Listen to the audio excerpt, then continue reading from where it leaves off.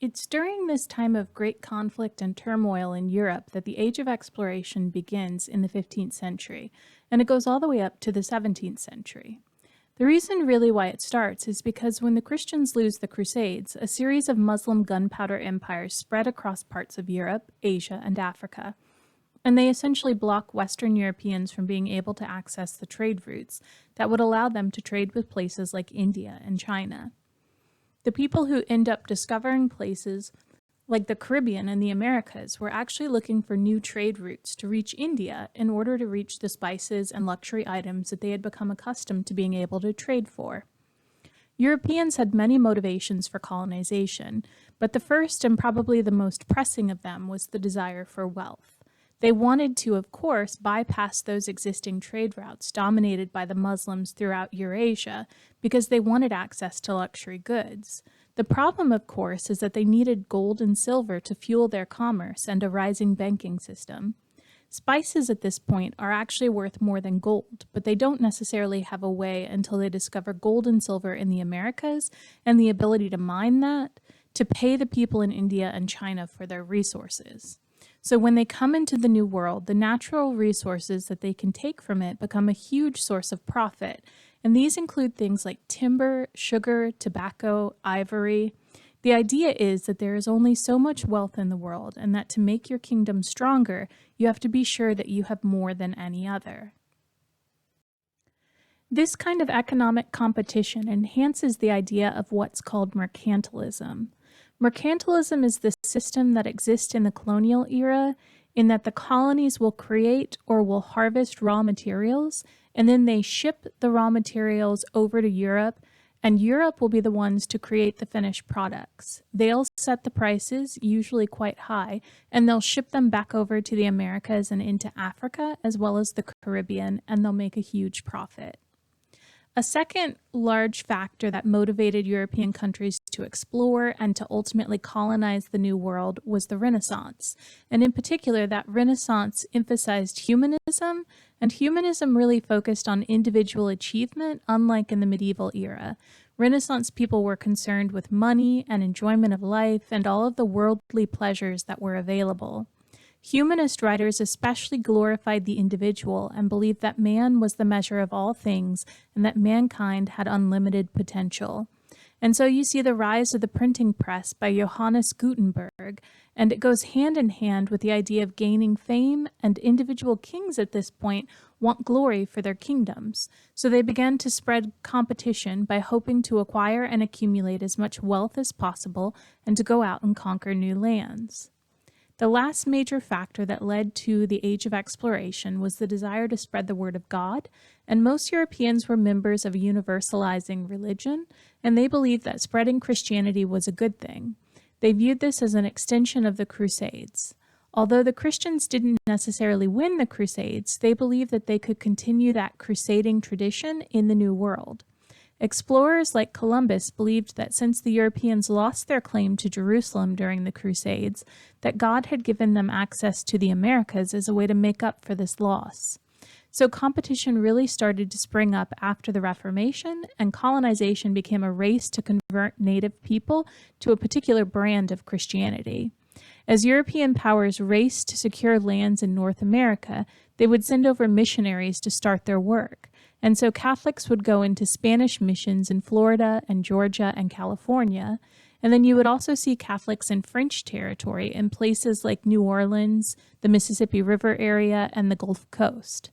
Protestants, on the other hand, moved into most of the British territories. So the Church of England was in Virginia, and this was an Anglican church. The Pilgrims went to Plymouth Colony, and the Puritans went to Massachusetts Bay Colony. Oftentimes, Native Americans were able to understand the concept of Christianity by comparing that central figure of the corn goddess or the corn mother to the Virgin Mary. And in fact, in many cases, Native American women actually joined convents and became nuns because they understood that connection between the two ladies, and also because they were given a measure of protection and equal treatment in these convents. When we discuss American exploration by European countries, we're really talking about Spain, Portugal, England, France, and the Netherlands. For the most part, what you learn about in American history are the British colonies, because our 13 original colonies were all British colonies. There were some differences between each of these countries, how they settled down and why they began trading and exploring in the first place, but really they tended to follow the same overall patterns. So the steps that I'm reviewing now were actually laid out by a historian named Jared Diamond, who wrote a book called Guns, Germs, and Steel. He seeks to answer the question of how colonization happened and what it was about European colonization that made it so effective. Why was it so easy for them to essentially wipe out the indigenous population of the Americas? The first step, of course, is to send out explorers from each of the various countries. The second step is basically to take their flag and put it into the earth in this new place and claim this land for their home country. Then they conquer any native people who have inhabited the land, and they accidentally spread disease amongst those natives to make conquest easier. Although we do have some evidence of purposeful spread of disease and not just accidental. The next step, of course, is to start exporting the wealth of the new land, so gold and silver and lumber. And you would take this wealth and send it to your home country, and basically you're stealing these natural resources from the natives. Remember, this feeds into that economic system called mercantilism, where you create the raw materials in the colonies and export them back to the mother country, which then creates the finished product and ships them back out and charges even more for those colonies to purchase the finished goods. The next step in conquest is to send colonists who are willing to settle down and establish permanent roots.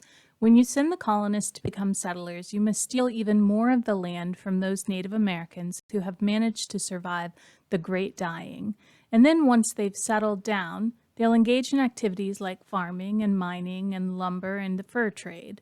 Essentially, they're sending people in to help take advantage of those natural resources and to keep this new economic system running, and to make sure that there are people there who are loyal to their country to keep other European countries from coming in and attempting to dominate the territory. The next stage is to start importing slaves from Africa, and this is particularly important once they've decimated the native population, and they need people who will be cheap labor on farms or plantations, as well as in gold and silver mines. And then the very last step is to fight with other European nations if they attempt to take your territory. You want to defend the land that you already own and see to the stability of expanding into other colonies. These are really the steps that happened over and over in the colonial era during the French and Indian Wars and the American Revolution. Now we can move on to the question of why Europeans were able to rather easily defeat the indigenous populations, especially when there were many more Native Americans living in the Americas than Europeans when they first arrived. If you looked at the case study of the Aztec and the Inca, they were fairly easily overthrown. The Aztec Empire was first conquered in 1521 by Hernán Cortés. He brought in an army of 600 soldiers, and they had some native allies as well, 20 horses and 10 cannons, and were able to take down the Emperor Moctezuma, as well as his soldiers. The Inca Empire and Emperor Atahualpa was conquered in 1532 by Francisco Pizarro, who brought an army of just 168 soldiers and managed to defeat 80,000 Inca soldiers, which tells us that there must have been some kind of advantage that these Spaniards brought with them to be able to take over in such a short amount of time and with relative ease. The formula that Jared Diamond was able to work out is that there are 3 different things that gave Europeans the upper hand. The first is the type of weaponry or guns that was available to them. The second is the use of germs or biological warfare, whether it was on purpose or not. And the third is the fact that Europeans had access to steel, which again changed the face of their weaponry. When you compare the weaponry of Spanish and the Aztec and Inca, we know that the Spanish had steel swords, and they would use these against either cane swords or blunt clubs, or even bronze knives of the Aztec and Inca people.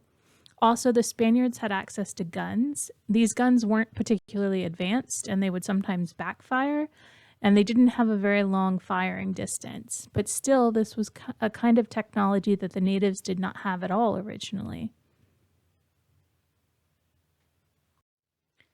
In addition to the type of weaponry that was available to Europeans, they also had immunity to many of the diseases that had developed, and those diseases first developed after the agricultural revolution, when mankind settled down and began to domesticate animals.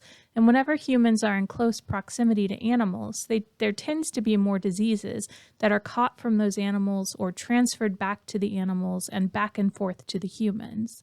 So we know, for example, that the Black Death or bubonic plague was going through the Old World in the 13th century, and that over time, when exposed to things such as this, people would build up immunities, resistance, and tolerance that the native people never had a chance to build up.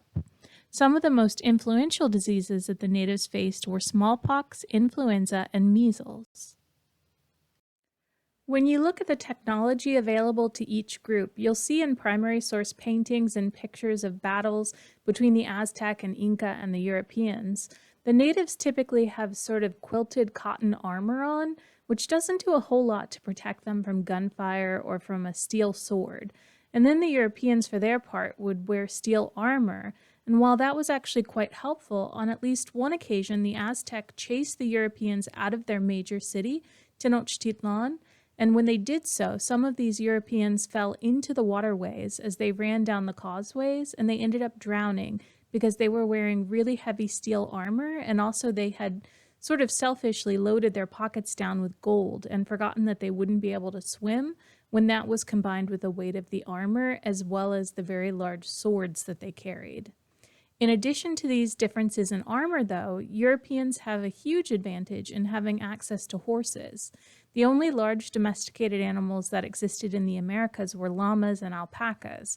I don't know if you've ever seen one of these animals, but they're much more known for spitting than for you being able to ride into battle on their back.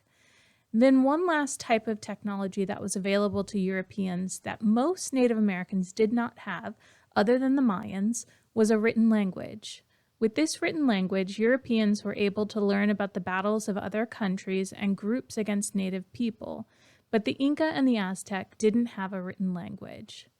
So it was with these advantages that Europeans were able to defeat the indigenous people in both North and South America, and the battle wasn't always easy, and sometimes the native people were able to fight for a long time, but inevitably always the Europeans won the battles and established colonies, while native populations were almost entirely wiped out.